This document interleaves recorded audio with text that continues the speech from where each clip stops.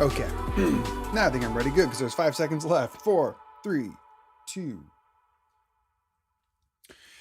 Hey, good afternoon, friends. I am Colby Martin, and this is my live show that I do on Wednesdays at 2 p.m. Pacific called Perspective Shift. And the idea is simple. I write a weekly newsletter, which you can see the URL scrolling down here, colbymartin.substack.com. That goes out every Wednesday morning to, I don't know, at this point, I think it's like 4,000, 5,000 people, and send it out Wednesday afternoon. And if you want to read it, great. It's there for free. You can have it. All you got to do is sign up. Or you can come and join me. Sorry, I'm cleaning out the peanut butter from my protein bar that I just finished, because I'm going to be standing here in my beautiful home. That's totally real. And I needed a bit of energy before I did that. And what was I saying? Oh yeah, so then I send out Perspective Shift, my newsletter, on Wednesday mornings, and then I hop on here on the Facebooks and the YouTubes at 2 p.m. Pacific, and I talk about it with you. I invite you to engage with me in it. I will do it like a reading of the article, and occasionally pause to see sort of who down here might be asking questions or interacting or having something to say. Yeah, Julie, bit of a day. I guess that's an understatement, isn't it? What is today? January 6th, the day when democracy was threatened in some pretty deep and profound ways.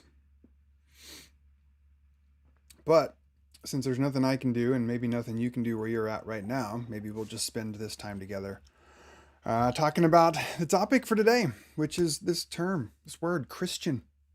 What does it mean? Anyway, so that's what I'm going to talk about here. And again, I just want to welcome you. I see you, Josh Patterson. Yo. I see you, Mercy Morgan. Hi. I see you, Susan. And Susan, I see how you're saying hi to Mercy. How fun is that? There's some cross-pollination here going on. Thanks. Just the right amount of professional. Thank you. Just a little bit and a little bit not. All right. I'm going to dive in here to today's topic. What does Christian mean anyway? And it's a bit, what's up, Livy Burke? And this one is a bit longer than usual. So hopefully you've got your water with you as well. I've got my water. What's up, Jake A? Jake A, not like as in JK, but Jake space A. JK, it's totally fine to call yourself whatever you want. I am going to dive in here to today's topic, and eventually you'll see this scrolling ticker go away. So here's what I'm gonna do. I'm actually gonna paste this link because I might. And I thought I paused the washing machine, but I just heard it start again. So if you hear the washing machine, that's all right. You'll be fine. We'll be fine. We'll all be fine. I'm gonna go now. Let's see. Grab the link, and I'm gonna paste it in the comment section on Facebook and YouTube, just so that when I reference it, you will have the link to it. So here, comment and paste. All right, that right there on Facebook, and then I'm gonna go over to the YouTubes. And that right there on the YouTube, that's the link to today's article that I'll be sharing with you. What does Christian mean anyway? Sound good? All right. And I see you both on Facebook and YouTube, so if you comment, I will see you here in my little window. Checking in here with Donna in Massachusetts. Hi, Donna. It's good to have you all with us here today. All right, let's dive in. I'm going to do this. I'm going to take away all of the distraction, and then I'm going to have occasionally some slides here to help kind of keep us organized as we go through this conversation, this topic together. What is Christian anyway? So here's how we're going to start. According to the internet, friends, I'm not a Christian. All right, so maybe that's a bit of an exaggeration, but as of right now, this video that I'm going to put on the screen has like 120,000 views, which is staggering to me that many people are interested in hearing a conservative Christian and a progressive Christian talk about this topic. But it's also kind of staggering that people don't want to hear. So it's in this weird spot of like, yeah, of course people would want to listen to this. And then also like, holy crap, 120,000. But it's got like 120,000 views right now with more than 2,500 comments And I haven't read them all. That's a bit excessive, but I have read a lot of them, sort of been checking in and watching what people have been saying and responding occasionally. And I'd say about a third of these 2,500 comments on this video, which is probably even more now, I haven't checked in a while, are some iteration of saying basically like the bearded dude in black is not a Christian. And that's the voice I gave him. No, the dude's not a Christian. That's like so many people have made this comment on this YouTube video. And of course, the bearded dude in question is me. They don't really ever say my name, even though the video tells them what my name is. So they say that I'm not a Christian. And that's the bearded dude. And I wrote in my article today that I have, as you can see, I've since shaved that magnificent, mighty facial follicular fount. So that's gone now. But anyway, so apparently after these 100,000 people have watched this video with this non-affirming theologian named Owen, it turns out that people have concluded that I am, in fact, not a Christian. I guess that's why they've learned that. They've learned that I am not a Christian. Here's just a few of the comments of what people have said, such as Michael Mejia says, yeah, bearded guy, 100% not Christian. Not 90%, not 75% not Christian, 100% not Christian. Thank you, Michael. Then there's also JFly888 who said, yeah, this is a conversation between a Christian and a non-Christian. Thank you, JFly. And then there's TR1 back who said, I'm not sure how Colby, ? Even considers himself a Christian, ... Like what? ? And these are just like 3 that I've picked out of, could have picked a lot more, but I tried to pick the nicest ones that were out there. But this is the basic idea, is that even though that Owen and I in this video were eventually going to discuss ideas around LGBTQ inclusion in the church, it turns out many people heard enough in the things that I had to say, enough information for them to conclude, as Dimitri Williams says, not even is this guy with a beard not a Christian, he knows absolutely nothing whatsoever. Odd statement to make. He's just lost. And then all caps shouting, of course, why is he a pastor? He is dangerous. Okay. Thanks for sharing, Dimitri. Now, I've written about this before, but I will often go to these comment sections on videos like this and other ones where I engage with this material. And for various reasons, again, you can go to my Substack page and read the article I wrote a couple weeks ago where I explain sort of why I read the comments, even though it's often advised against it. I just want to say hi down here to Veronica. Hi, Veronica. And also Mercy Morgan.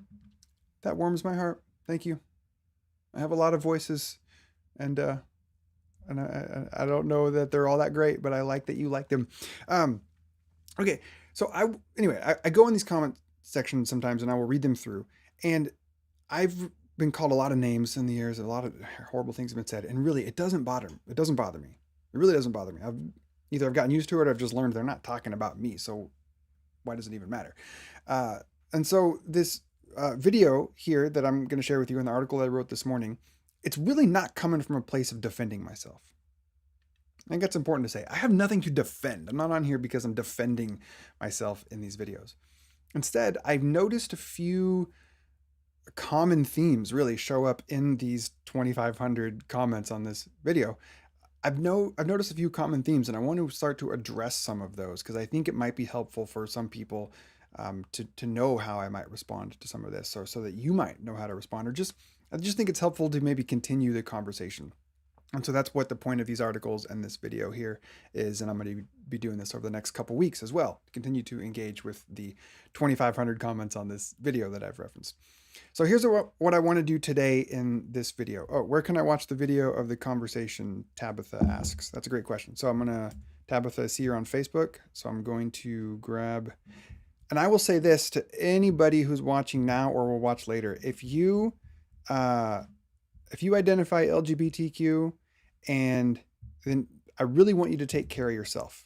Like, there may not be any reason for you to watch these videos because you don't need to put yourself in this. Okay, there's the video. I'll put it on the Facebook comments and I'll drop it in YouTube. Oh, hush, self. Here comes the video to the YouTubers. My point is take care of yourself. and don't watch this video between me and Owen talking, even though it's totally cordial and kind and respectful, and that was the whole point of the video. It's just, you don't need to sit through and listen to yet one more straight white pastor guy talk about how who you are is not acceptable to God and so on. So take care of yourself. If you only watch it if like that stuff is settled for you and you're curious. But anyway, so the link there is in the comment section. Oh wow, thank you, Veronica.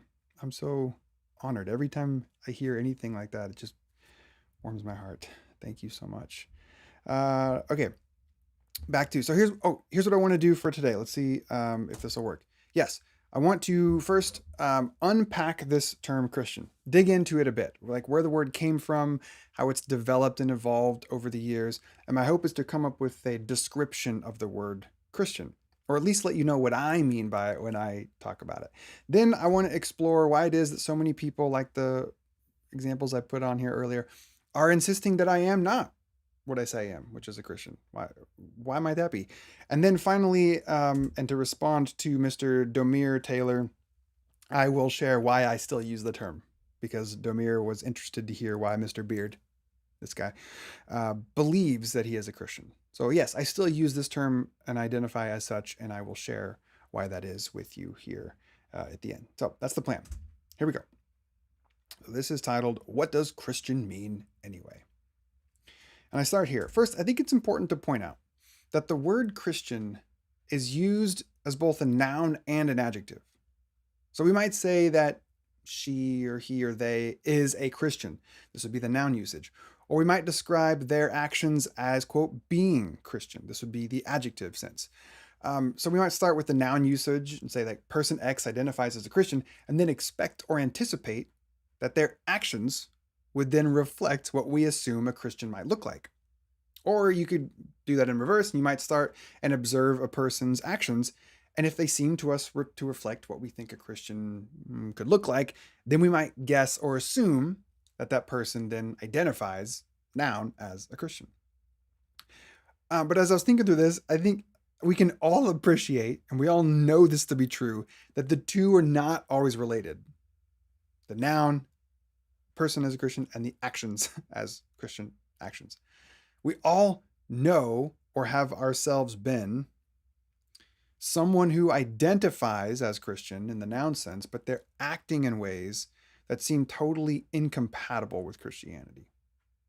And I could go on a side tangent rant here about that. To me seems like so much of what has happened these last 4 years with a lot of the conservative evangelical Christian people. Identify, noun, they call themselves Christian, but acting in ways that seem totally incompatible with Christianity. Of course, they say the same thing about me. That's the point of why we're doing this talk today. Or we might observe, for instance, we might see how a person identifies or does things that we might describe as Christian-like, but then they themselves wouldn't take that as a label. So that my point is that the noun and the adjective don't always go together.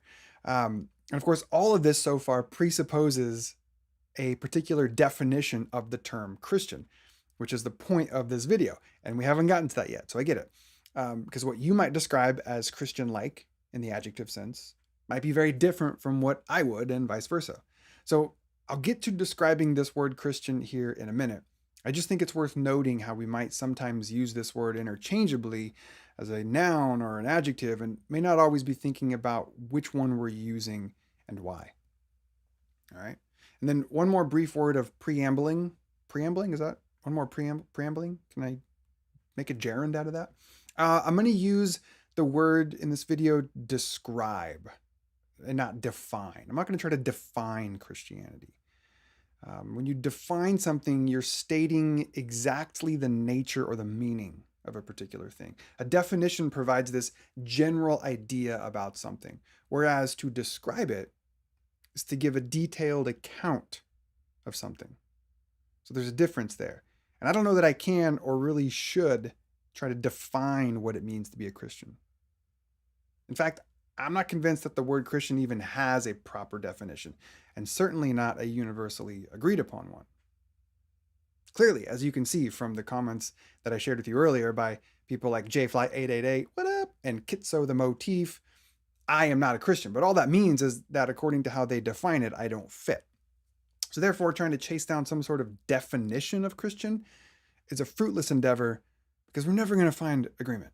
But I do believe we can get close to describing what being a Christian or being Christian in the adjective sense means. So to start that, to find a description of what Christian means, we're going to go back to the very beginning of where this term came from. Now, I'm going to pause there and just tune in to a few of the comments just to see how y'all are doing out there. Yes, Susan, it's very important that people, like I said, only watch those videos if that feels safe and good to them. Julie says, I know there are many people in my life who would say that I'm no longer Christian and that I believe now is dangerous. Yeah, I hear that. I've come to understand that this is telling me more about their trauma and perspective than about whether or not I am a Christian. Yeah, well said. Well said. Hey, what's up, Misty Campbell Brandon, mama of a trans son here. I'm so glad you're here with us today. Hi, Odette. How's Puerto Rico treating you? Odette says, I just love the conversation is out there. It's very helpful to see others' perspective. Yeah, and that's the point. That really was the point of the video, of the creators of the video, was just to put two people down in a room who believe very different things and just to model sort of a charitable good faith conversation. It wasn't a debate. A lot of people in the comment section were, I think, expecting it to be a debate and then disappointed that there wasn't more gotcha points and people really but it wasn't about trying to make the other person bend to the will of your intelligence. It was just about sharing and listening and trying to model just respectful dialogue. Yeah, great. Oh, Jake A says, when's the best time to ask questions? You know, that's a great question. So right now would be a good time for that question. So I have about 5 sections here. I just finished section 1, and I'll pause in between each section to just kind of peruse the comments. And if there's a question down there that kind of fits with what we're talking about here today, then I will respond to that. So you can really drop it in anytime and I will try to find it. All right.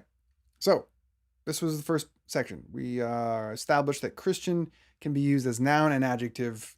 They don't always go together, but it is important that we at least acknowledge that those two ways are out there. Now, let's begin to describe, again, not define, but to begin to describe what a Christian is and where this term came from. And this is part 1, the origin of the term. So the term Christian, it didn't come from Jesus or the disciples. So it's not where this word came from. It wasn't like Jesus said, and now you shall be called Christians. Rather, this term Christian, which literally in the Greek just meant to belong to the party of Christ, is a way to translate it. It was devised by people really on the outside looking in. Let me explain. So the early church, or what we look back to and call the early church, they just kind of referred to themselves as followers of the way. And in this context, the word way pointed to the teachings of Jesus. So to follow the way was to attempt to live in the same sort of manner that Jesus did. For instance, to embody his radical teachings of love and forgiveness and mercy and compassion. So in this way, you were only a follower of the way if you actually, followed the way. You didn't just get to call yourself a way follower. That wouldn't make any sense. It's not an identity. It was the thing that you did. Now, during his public ministry, Jesus was all about making of disciples. And disciples are people who emulate the way of their teacher. And this is where I think a lot of Christianity and a lot of churches have really missed the mark on what the point is. Jesus wasn't about making worshipers. He was about making disciples. And Soren Kierkegaard writes about this, the distinction between a worshiper and a disciple. Jesus was about calling people who would come follow me and live like me, not stand at a distance and worship me and hold me up as some sort of divine God being that you can worship in a church with laser lights. By the way, I love laser lights, not opposed to them, but that really I don't think was the point. So in this way, the whole following Jesus thing really is just a verb. It's a way of life. It's not really an identity that you can call yourself or on social media boastfully renounce from others. So back in the days of what we call the early church, these communities of way followers were popping up all over the place, and their presence was beginning to be very noticeable. These early way followers, if I can call them that, they were clearly doing things differently than the people around them. And they were constantly, when asked, or even probably not asked, they were constantly pointing back to this guy named Jesus as the reason why they did things so differently. And they started calling him the Christ, which is to say their Messiah, their liberator, their savior. Now in the ancient city of Antioch, which was a very metropolitan ancient city. In fact, it was referred to as all the world in one city. Isn't that a great description? All the world in one city. So Antioch was designed with these clear divisions for its inhabitants, so that it would divide up all the population based on things like ethnicity and socioeconomic status as a way to sort of section off all the different people that lived within the city of Antioch. And yet suddenly a population of the followers of the way of Jesus appeared on the scene and disregarded these boundaries in the city of Antioch. They kept mixing, for instance, Jews and Gentiles, poor and rich, men and women.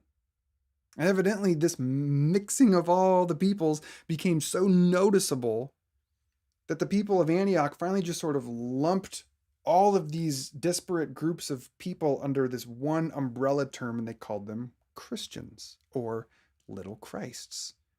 And eventually, over time, this term would stick, and these communities that were organizing themselves around the life and teachings of Jesus stopped referring to themselves as followers of the way, and instead adopted this title of Christians, little Christ, belonging to the party of Christ. So for me, when I read about the origin of this term and where it came from, and the whole idea of following Jesus and being a disciple, yes, religious beliefs mattered. Yeah, sure. Beliefs mattered in the early church.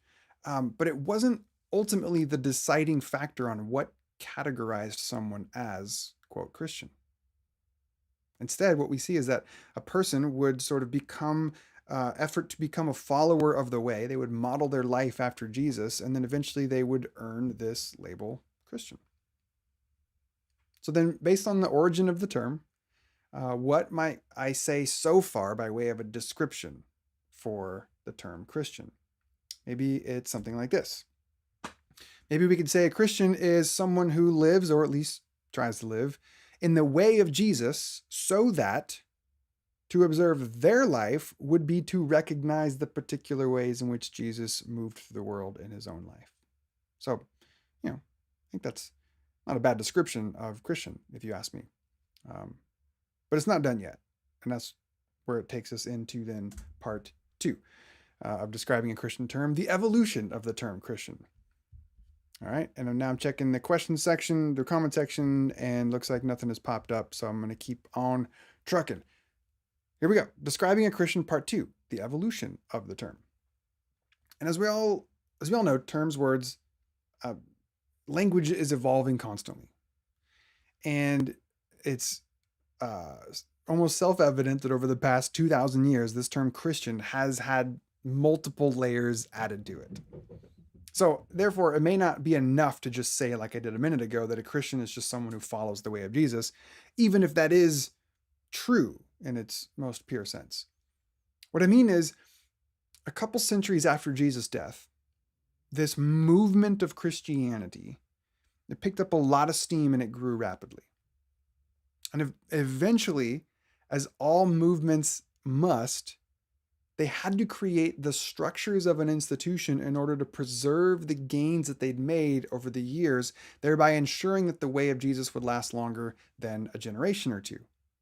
And I've written before, and I think if you go to this article that I wrote today on my Substack page, I in that section that I just said there, I've got a link to something that I wrote a couple years ago that describes the interaction between movements and institutions, and that movements exist to make demands of the institution. You have to change, and if the movement succeeds and the institution changes, great, the movement dissipates and it's no longer needed because the institution changed. If the institution doesn't change, then the movement, in order to preserve the gains that they are wanting, they have to then sort of crystallize that into their own institution. Otherwise, the movement just disappears and does no good. And we saw that happen with the Occupy Wall Street movement a couple years ago. Actually, it's probably more than a couple. But anyway, point is, that's a different article. That's a different topic. But this is what happened in the early church. This movement of Christianity eventually had to create the structures of an institution in order to preserve the gains that they'd made. Otherwise, it might not have lasted longer than a generation or two. And so this meant things such as establishing rites and rituals. And the rites and rituals served to ground the movement with sort of repeatable practices, things they could do over and over and over again and pass on. Two, they had to formalize a type of leadership structure. As much as we all love the idea of there just being no leaders and everybody this sort of idyllic, sort of, I don't know, communal world, this utopia, it's not realistic. And even people that will point to the Acts 2 as like, this is the model of how the church should be, they kind of stop reading because a few chapters later, you quickly see, oh, they had to like come up with the whole structure of leadership and hierarchy and people having jobs. And anyway, all that, again, this is, movements have to do this, otherwise they'll just disappear. And then 3, to clarify which ideas and beliefs are in. Sorry, my graphic there is a little bit, but it just says, clarify which beliefs are in. Which beliefs, in other words, fit within the particular brand of Judaism that Jesus espoused, and which beliefs would ultimately serve to empower the movement in its mission to love God and love neighbor as self. And then, of course, they had to identify what ideas and beliefs did not do that, and this they called heresies. And so these 3 efforts, religious practice, organized leadership, and canonized beliefs, this is what led to the official creation of the Christian religion and church. Which, as much as you or I might be resistant to organized religion, and for all sorts of very good reasons, it makes sense, I do think we have to say, were it not for the organizing of the movement of Jesus, the whole thing would have just disappeared after a generation. Were it not for the organizing of the movement of Jesus into what we sort of call institutionalized religion, it would have just fizzled out. And I say all that because I think we need to add to that description that I put up here earlier about what a Christian is. We need to add that to appropriately hold space for the fact that for hundreds of years, to be Christian has meant, by and large, to be a member of a particular religion. Now, though us Protestants often forget it, or worse, we're unaware of it, what we call the Catholic Church today was, prior to the 1500s, it was just the church. And to be a part of the church, or in other words, to be a Christian, it meant that you practiced the right things, like baptism and the Eucharist. It meant that you adhered to the appropriate leadership structures, like the Pope and the bishops. And it meant that you believed the church-approved theological ideas. Whereas in its infancy, this term Christian was used to describe the unique ways in which people live their lives, to focus on love of neighbor and care for the poor and forgiveness of enemies and so on. For the majority of the past 2,000 years, it has come to mean that a person possesses the correct beliefs and participates in the proper religious rituals within the institution. Does that make sense? So for me, it's not just enough to say that a Christian is someone who tries to live in the way of Jesus, even though that's how the whole thing started.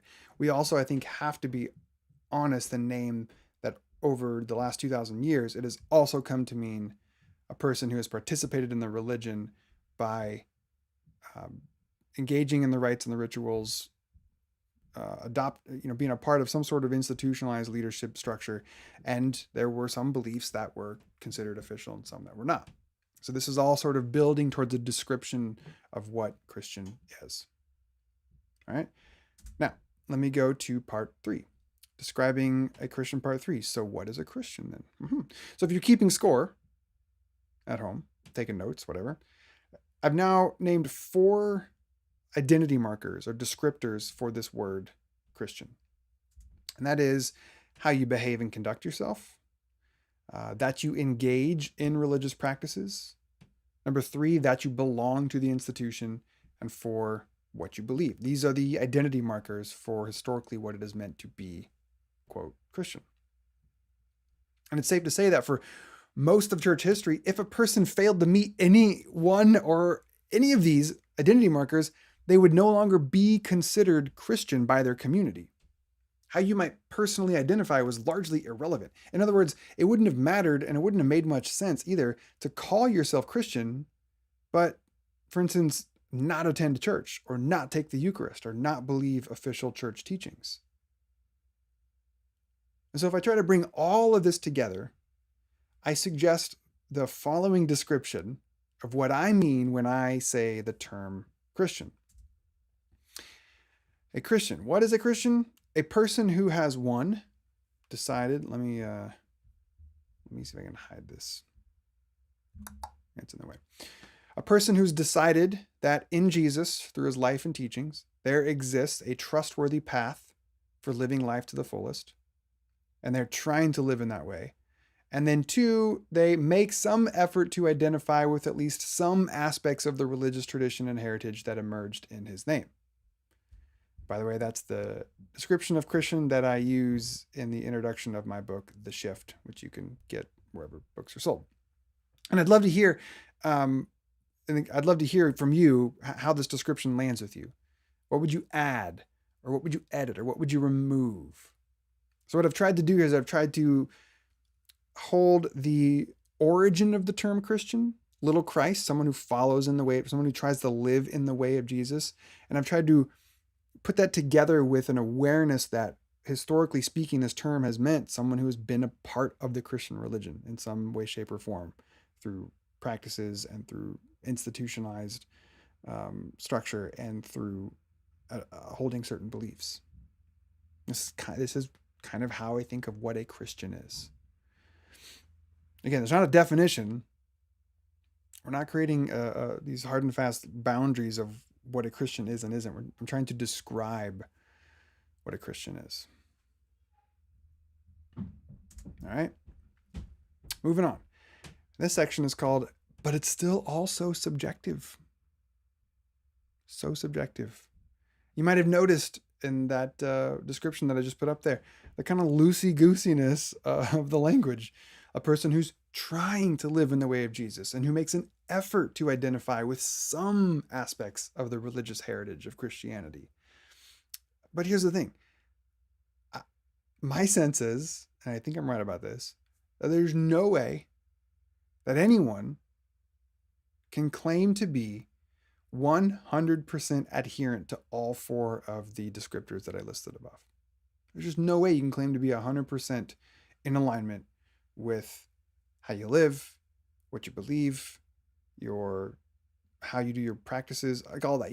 You can't claim to know how to do all that and that you're doing it all right. It's all too subjective and it's all too relative and it's all too slippery and it's changed and evolved in so many different ways. And this is why I try to avoid, quote, defining Christianity. Because which strain of Christian rituals, rites and ritual, which strain of Christianity, for example, would we say are the right ones, the correct ones? The Eastern Orthodox, their rituals, very different from the rituals of Roman Catholics, which are very different from the rituals of Southern Baptists, which are very different from the rituals of the Methodists, and so on and so forth. You get the point. And the same could be said about beliefs. Which version of Christian doctrine can claim to have the 100% correct set of beliefs? I mean, at least the Eastern Orthodox and the Roman Catholics have their claims to trace theirs all the way back to the beginning. So I guess they'd maybe be closest. Whereas every Protestant denomination that has emerged just in the last 500 years, they all have their own unique set of beliefs. So think about it. Are we really naive enough to assert that one of the 40,000 or so variations of Christianity has the right and true set of beliefs? Yeah, a bit absurd, isn't it? And finally, when it comes to this living in the way of Jesus, again, I say there's no universally agreed upon definition of what that means. Any number of Christians can disagree on how a Christian ought handle situation X or respond to experience Y.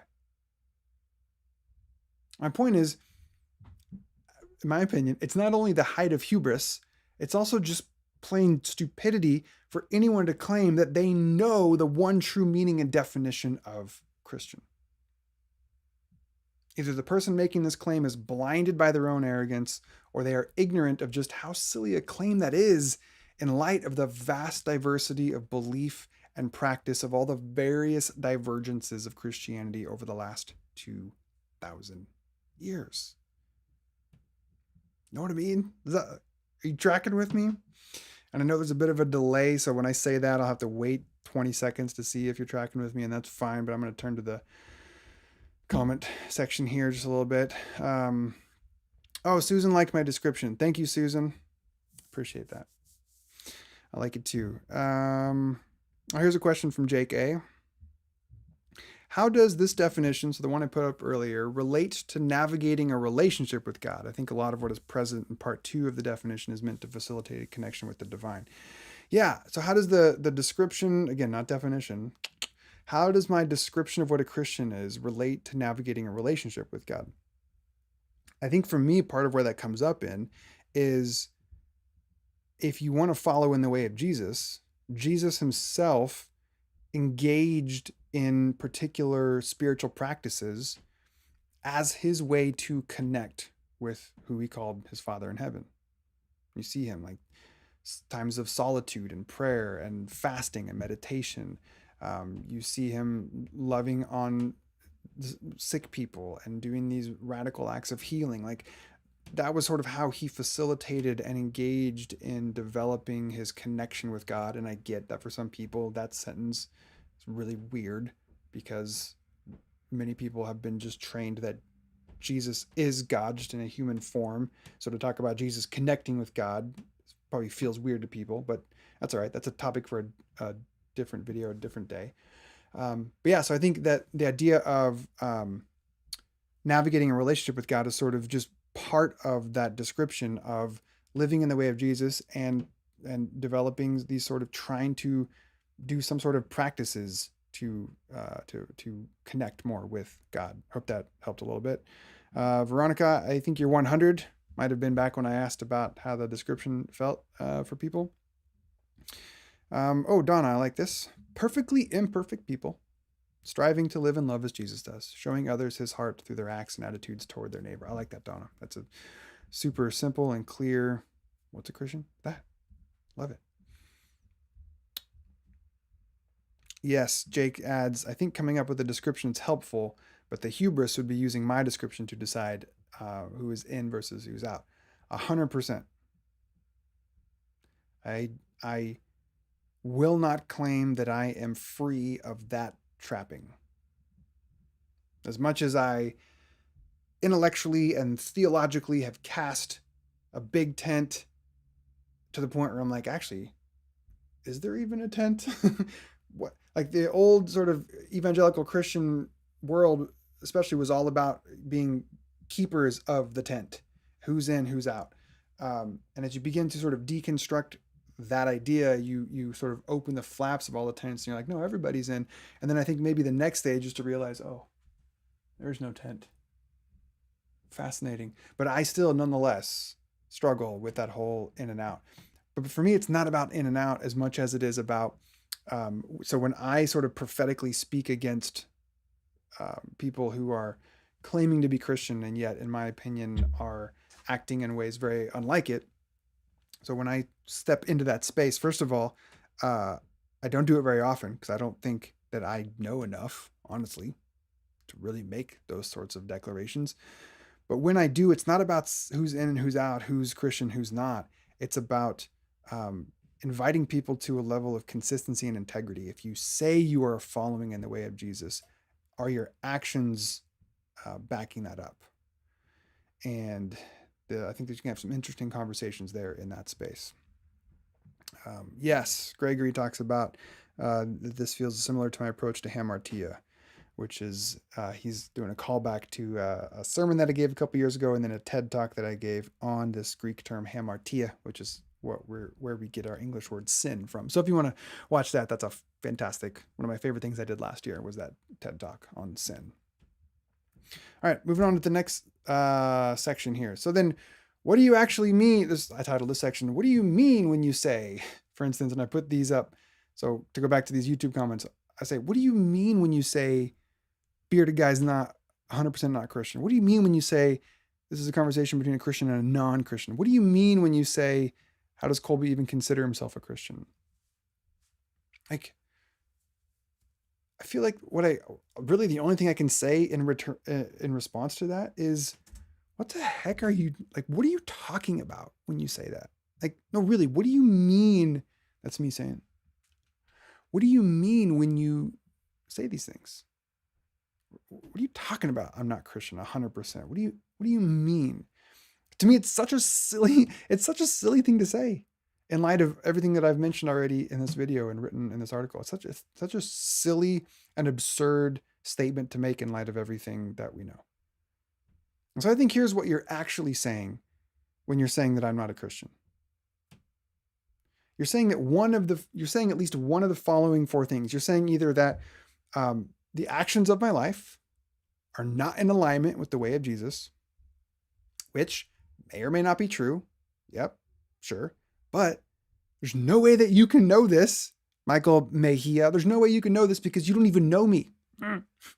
Or maybe you're saying that I don't adhere to the proper rites and rituals of Christianity.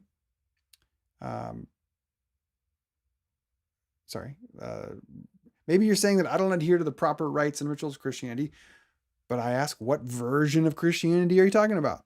And which rites and rituals are you thinking of? And again, there's absolutely no way you can even know if I do or do not, because once again, you don't know me. Or maybe you're saying that I don't properly belong to the correct institution of Christianity.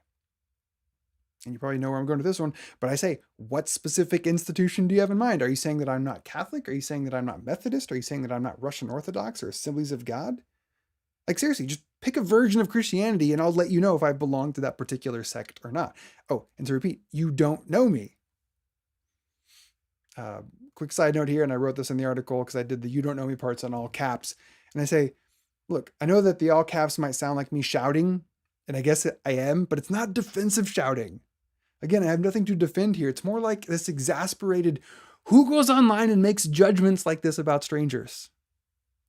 So weird to me. So silly in light of what seems so self-evident to me about the divergent variations of Christianity for 2,000 years. Or maybe finally, what you're saying is that I don't believe a set of pre-approved official doctrines. This is probably what most of these folks have in mind, is they've decided that I don't believe a set of what they would consider pre-approved official doctrines, beliefs. And again, that may or may not be true. But whose beliefs do you have in mind when you say this? And which ones specifically? And why are you so sure that you yourself are aligned with the correct version of Christianity when you almost certainly believe things that I could almost guarantee you 90% of Christians who've ever lived in these past 2,000 years would not have believed? It's just the nature of how doctrine and theology has evolved. And I hope you can start to see just how ridiculous it is to try and tell another person that they are not a Christian. All right, it's the end of that section. So before I go to the next one, I will just see if there's anybody here in the comment section. Kim and Diana say, I think they're speaking to me, I'm a believer in God, but that God isn't Jesus. That's clear.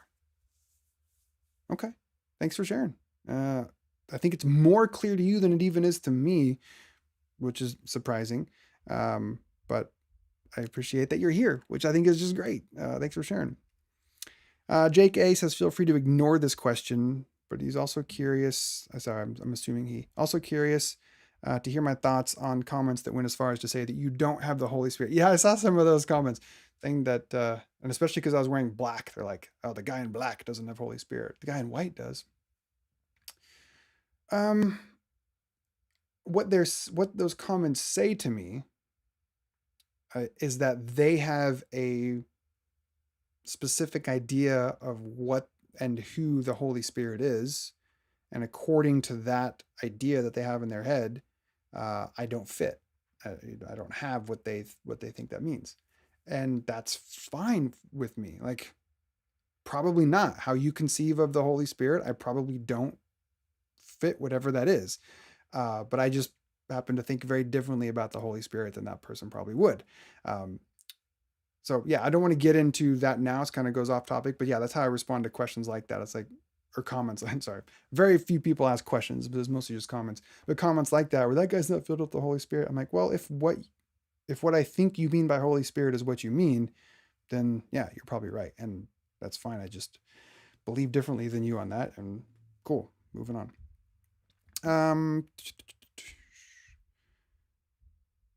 Oh, thanks, Veronica. Appreciate that. So Kim and Diana, because I think someone asked Kim and Diana to expound a bit on the comment. And they say, I haven't spent enough time on all your videos, but I watched a few where I think it's me, blatantly disregarded the legitimacy of the Bible and creation. It was pretty weird. It's like I was listening to an atheist. That makes sense to me, Kim and Diana. It totally makes sense to me. That hearing me talk the way I talk and say the things that I've said would land so foreign, um, and maybe even jarring, and might even trigger some like disgust mechanism in you. That makes so much sense. Of course it would. Of course it would. I remember very much the years of my life where I would have super aligned with Owen in the video, my interlocutor in the video, and I would have another funny thing, by the way, a lot of the commenters were talking about how much smarter he was, which, by the way, he is way smarter than me. I have no problem admitting that. But also, I know everything that he was saying because I used to also say all that. So I can make all those same arguments. I just don't believe him anymore, or not believe most of them. But anyways, I can remember being in that stage of life for those years where people would say the things like what I'm saying now, and it would just make me so anxious and angry, which is what I'm going to get to here in the next segment in this talk. And I would say things like, yeah, you're just an atheist, or you don't believe in God. I just want to, all I'm doing is affirming that your responses make sense, and I'm holding space for it. I'm glad you're here. You're more than welcome here. You will not find judgment. And if anybody in the comment section is giving you grief, let me know. But yeah, sounds like we just disagree, and maybe you think some things that I don't think any longer, and I think that's okay. Yes, I probably have a very different view of the Bible than you do. I probably have a very different view of creation than you do, and God. Um, yeah, you say that I want to love and acceptance, but not an agreement with God's very clear terms, and I appreciate your perspective on that. I don't agree with that summary of my position, but I appreciate it nonetheless. Misty Campbell, it's hard when the church says you're welcome. You're welcome here, but they don't agree that your child is. Oh man, the old bait and switch, Misty. That's just. That's one of my least favorite things that is happening in the church right now. Is this bait and switch?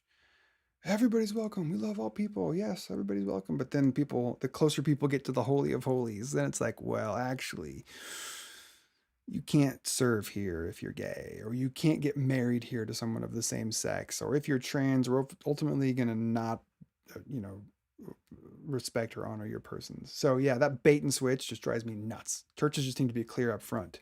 We love people, but here's our stance, and not everyone is going to find safety and welcome here. Okay, let me move on to the next section. Thanks for all this, by the way. It's lovely to interact with you. Okay, so then why do Christians, this is what I was saying a minute ago to Kim and Diana, why do Christians tell other Christians that they're not really Christian? Why is it that so many people say things like this? And what is it that they might actually be saying when they say it? I think people make this sort of judgment upon others, and in this case, upon me. I think they make it for a couple of reasons. Here's why. First, I think they're afraid. And I say that because a lot of Christianity is built upon this need to have the right beliefs in order to be pleasing to God. You got to believe the right things. So much of Christianity is built upon this idea that what God cares about most is what we believe up in our brains. And that a failure to believe these things in some sort of correct way, for many people, it means we're no longer then approved by God. So then what happens is people, they cling to, they hold on with this tight vice grip, This handful of beliefs, almost like they're our lungs, like without which they'd be unable to breathe. And so any questioning of these beliefs or any what feels like a threat, it's an attack. It feels like an attack. I'm sorry, not it's an attack. It feels like an attack on their very life. And that is scary, of course. Yeah. So I think that's one reason why people make these sort of judgments, out of fear. I need these things to be true and real because I've been convinced, I believe that God cares most about what I believe, and you can't, if you shake these, then my standing with God might now be in jeopardy. Second reason why people make these sort of statements and judgments is because they're insecure. I think they're insecure. If people like the commenters that I referenced earlier, Michael Mejia or TR1 back, if they're secure, this is my opinion, if they're secure in their faith, then they would have zero impulse, or they'd have zero interest to take the time on a YouTube video to tell a random stranger on the internet that they are, quote, not a Christian. Now, I'm not picking on these individuals. I just grabbed them because, like I said, they were the nicest versions. It's not personal, but my point is, and I know this because I was one for years. People listen to me. I was one for years. Many Christians live life with this like low-key, constant hum of insecurity about who they are and what they believe. And they manage these fears and these insecurities by constantly seeking to affirm that they are on the inside and others are on the out. And these are just our classic tribal instincts that are operating at deep levels in our brain. Classic tribal instincts, or I'm going to feel safe and secure in here with my people, the good guys, the safe ones, and anyone not like us is a threat. And this kind of insecurity in many Christians causes them to sort of constantly be on the lookout for where they can demarcate between themselves, the true Christians, and the scary false prophet wolf in sheep's clothing, this guy. And then finally, why are they making these comments? I think it's, what is it they're actually saying when they say things like, quote, you're not a Christian? Honestly, I think when they make these sort of comments, all they're really saying is you don't fit the description of what I think a Christian is. This is what they're saying to me. You don't fit the description of what I think a Christian is. Nothing more, nothing less. And this is fine, by the way. I want to emphasize, this is fine, by the way. I have no problems with people articulating a description of what they mean by the term Christian. I mean, hello, I just spent the last half hour or so doing it. And then occasionally making an assessment of who matches their description and who doesn't. Totally normal. With that in mind, as I see it, when I look at these comments here on YouTube, what people are actually saying with these comments is a version of this. Quote, I believe that a Christian believes these specific things, and based on what you've said in this video, my personal opinion is that you don't believe these things in the same way that I do. Therefore, I conclude that you are not what I would describe as Christian.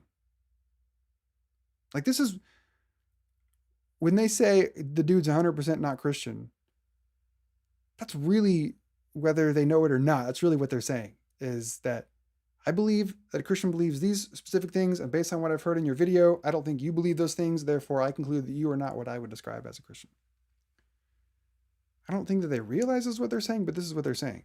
They think they're appealing to some universal definition of, quote, Christian, and they think they have the capacity and the authority to thereby declare me, quote, not that.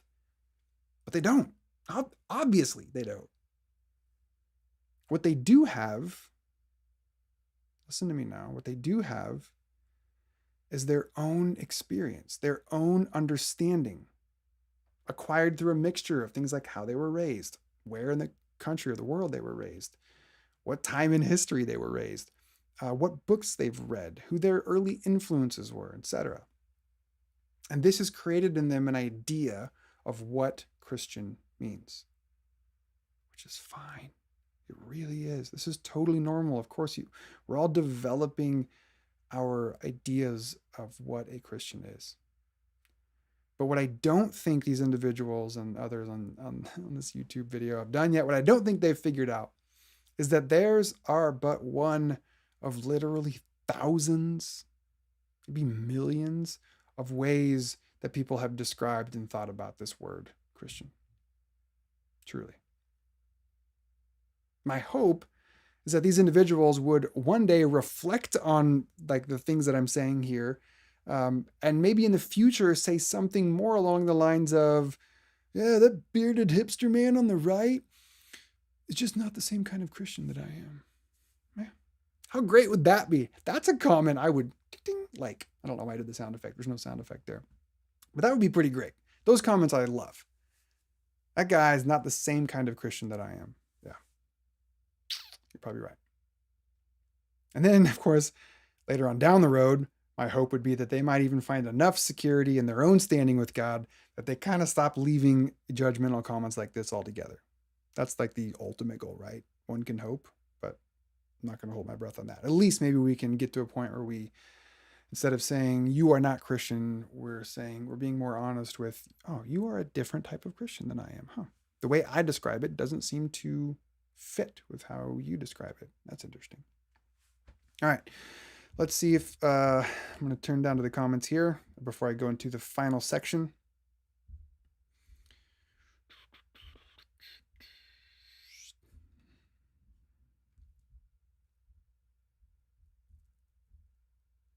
I love this, Julie, talking about I love a good Enneagram, which, fun fact, one of the commenters on YouTube talked about going to, I think, either our church page or my personal page, and then they noticed the term Enneagram, and they're like, we're out. Like, I think they see it as maybe this demonic, weird, non-Christian thing.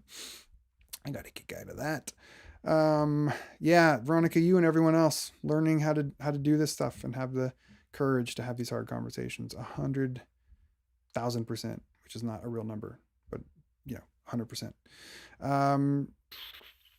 Joshua, I like most of what you're saying, parentheses as a liberal. Wouldn't you say the Jesus movement Wouldn't you say the Jesus movement got going not only with his teachings, but also because he'd risen, or they believed they experienced this? Yes, certainly. 100%. That was one of their central claims, was that he had defeated death, that he had defeated the powers of sin and shame. And that fit within a larger and longer Jewish story of liberation and messianic salvation. So 100%, it wasn't just that, hey, there's this new way to live, but it's like, hey, there's this new way to live. And not only that, but the whole thing is sort of underwritten by this defeat of death and sin and shame. So I'm with you, Joshua. Yeah, Misty affirms. We hold our own versions of Christian and Christianity and all that because of our life experiences. Once you see this, you can't unsee it. But not everyone, to quote Jesus, has eyes to see or ears to hear. But once you realize that, oh, my understanding of this idea is just a product of how I was raised and what I've listened to and what I've read. And of course, if I was in a different context, it would be different. Like once you get to that point and you realize that that's true for everybody else, like it really opens up some phenomenal ways of thinking about the world. But it does take an effort. It can take a lot for people to get there. And so many people on this YouTube comment thread are entrenched in this, what I would call a false assumption that all they're doing is reading the Bible and that provides all the truth for them. And yet, when I get to my week on talking about the Bible, we'll explain why that isn't really the case. So, yes, JK, I think I totally am tracking with you. I could sort of catch here that you were talking to Kim and Diana and not me. All right, let's move into the final section then. Just a few more minutes and we're almost done with this video. I love that you've been with me. So this is called Why I Still Identify as a Christian. And I imagine at this point, the answer to this is hopefully obvious, but I'm going to state it anyways.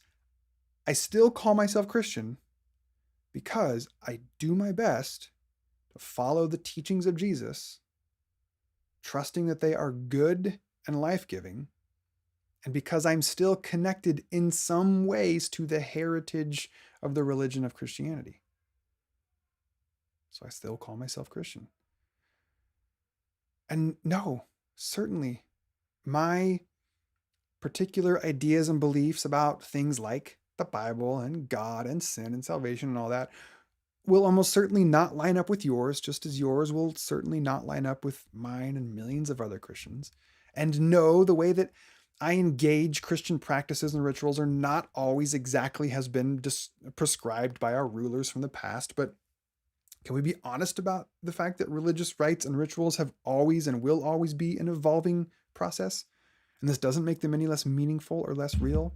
And no, how I embody the teachings of Jesus may not look or feel to you like what you think a quote Christian should be. But at the end of the day, my assumption is we're both doing the best we can to understand what it looks like to follow in the way of Jesus here in the 21st century. Life's pretty different now than it was 2,000 years ago. And come on, like Jesus' own friends struggled to understand it, and they lived with the guy. So let's be a bit more gracious with one another as we try and work out this stuff 2,000 years after the fact. At the end of the day, people on the internet, they are more than welcome. They are free to call me not a Christian. I really don't care. I really don't. It's their opinion. They're entitled to it, and it's fine. The reason why I wrote this article today and the reason why I'm doing this live video was to hopefully to articulate for those who are interested what it might look like to try and describe this word Christian, grabbing the origin of the word and how it's sort of evolved over time. Because in my mind, once we do this sort of work to have a fuller, wholer definition of this term Christian, we receive a whole new perspective with regards to how we think about and talk about, even on the internet, other people and their religious identities. So before we go about the work of determining whether someone else is really Christian or not, may we first do the necessary work of figuring out what we mean by that term. And are we ourselves truly being Christian? You know, the whole take the plank out of your own eye before trying to do anything about the speck in your friend's eye, that sort of thing. And hopefully we can all agree that that's a path worth following. All right.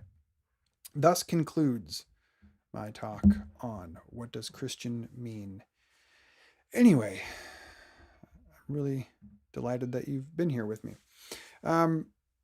So I'm just going to tune back here to the comment section to see if I missed anyone along the way.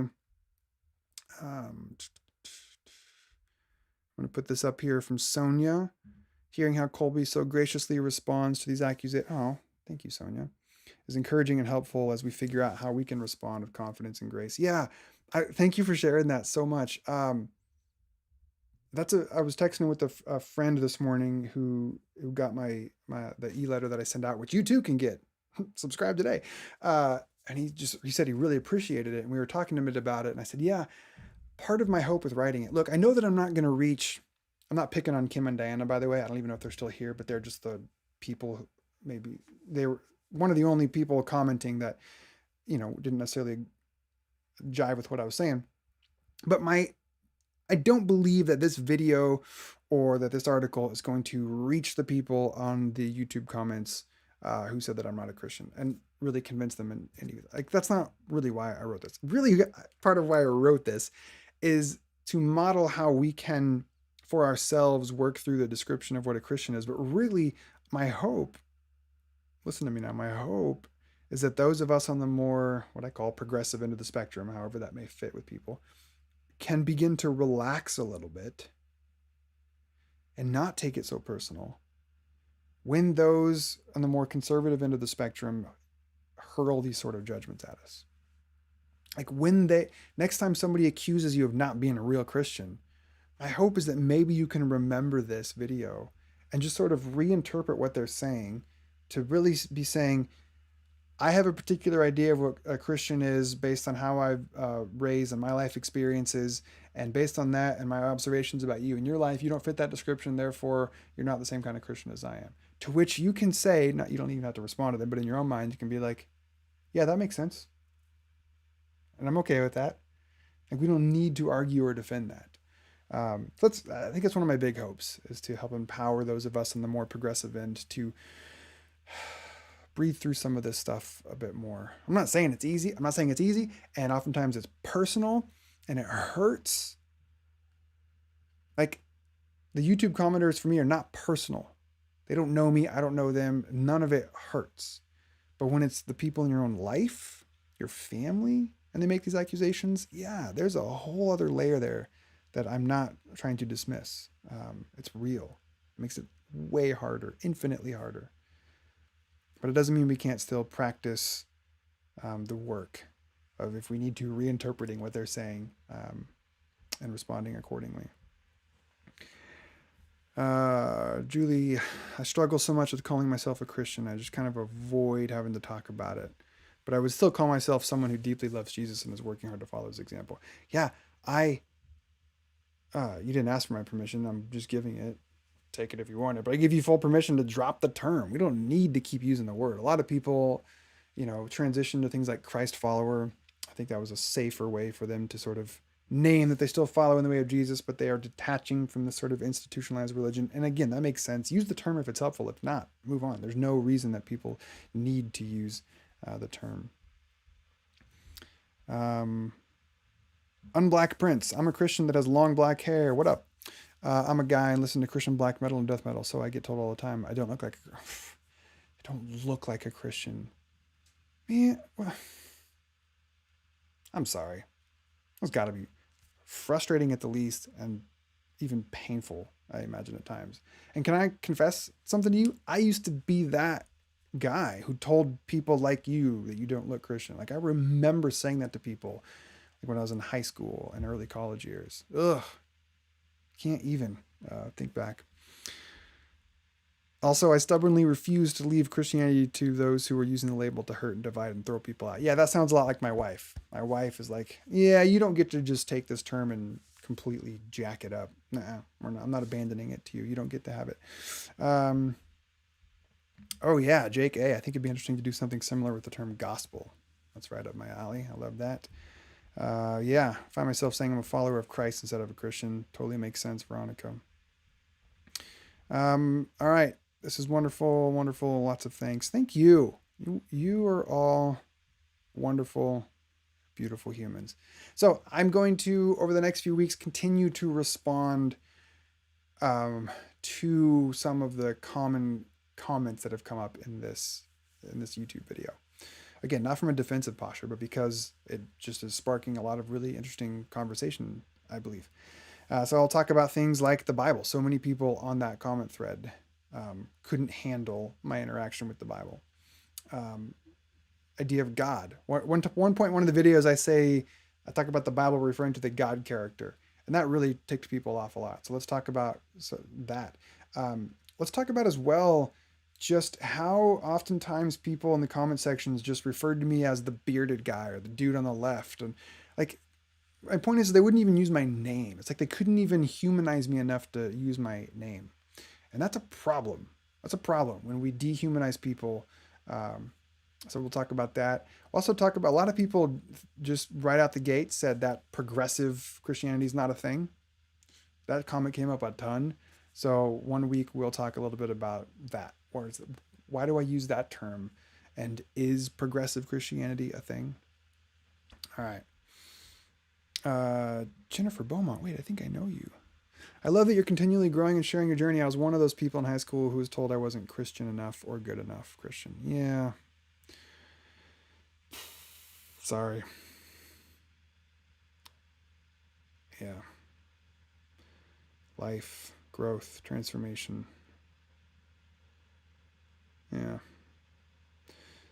I like to think we're all doing the best we can. And that helps me. I know it's true about myself. Of course, I don't always do it, but I know that I'm trying to do the best I can, and I fail a lot. So therefore, I try to hold that for others as well. It may not be true. Maybe they're not, but at least it gives me a starting place. Okay, I've blabbed on long enough. Yes, Unblack Prince, I believe I'm already liked the Christian Left on Facebook. So thank you but other people, check it out if that's where you're at.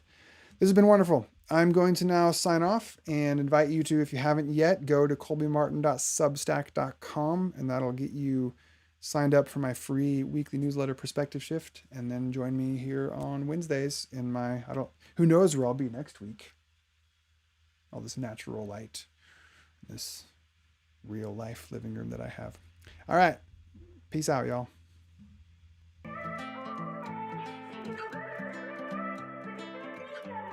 If you'd like to sign up to get my weekly newsletter, Perspective Shift, where I examine life through a mixed lens of progressive Christianity, psychology, and spirituality, simply head over to colbymartin.substack.com, enter your email address, and click subscribe. And once you're in, you'll see that all my past articles are here. And don't worry, you don't have to do anything about missing anything because every new edition of the newsletter goes directly to your inbox. And periodically, I'll hop on the Facebook Live here and do a live reading of a past article. So just make sure that you go to facebook.com/ColbyMartinAuthor, and then if you haven't already, you click this little guy here and you like my page. That way Facebook will say, hey, guess what? Colby's going live. Thanks for tuning in.